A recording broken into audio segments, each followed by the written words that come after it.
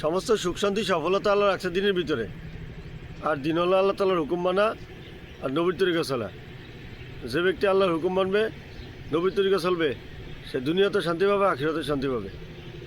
ওই ব্যক্তির কথার সে কার কথা উত্তম হইতে পারে যে মানুষকে আল্লাহর দিকে ডাকে আর নিজে নেক আমল করে আর বলে যে নিশ্চয়ই মুসলমানদের মধ্য হইতে একজন। এই জন্য পৃথিবীতে সবচেয়ে উত্তম ধর্ম হলো ইসলাম, আর আমরা গর্বিত যে আমি একজন মুসলমান, যে আল্লাহ তাআলা আমাকে মুসলমান বানায় পৃথিবীতে পাঠিয়েছেন।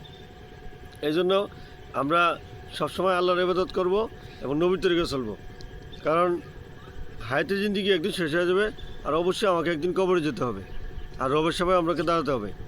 আর আজকে আমি যদি অন্যায় কাজে লিপ্ত থাকি, আল্লাহর হুকুমগুলি ঠিকমতো পালন না করি, আর নবীর তরিকা যদি ঠিকমতো না চলি, তাহলে আমি রবের সামনে কী জবাব দেব? এই জন্য আজকে থেকে আমাদের অঙ্গীকার হোক আমরা সবসময় আল্লাহ তাআলা যেই কাজগুলি নিষেধ করছে সেটা করব না, আর যেই কাজগুলি আমাদেরকে আদেশ করছে যেটা হালাল সেটা করব।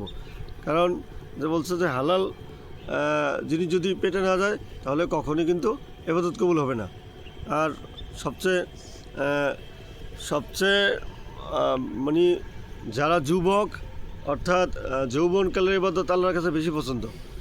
এই জন্য আমরা সবসময় সুস্থ থাকতেই সুস্থতার নেয়ামতের শুকরিয়া আদায় করব এবং সুস্থতার কদর করব।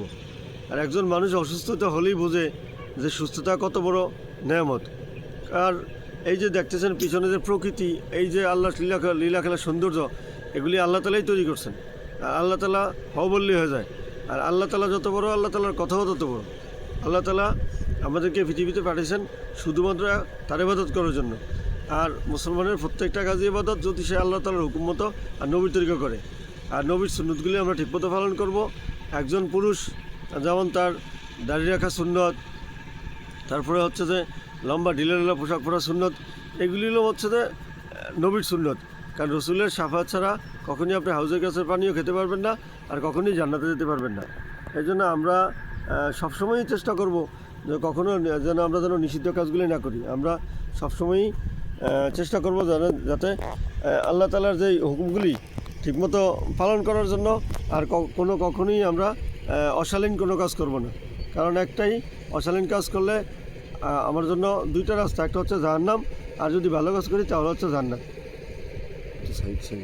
তাহলে হচ্ছে জান্নাত।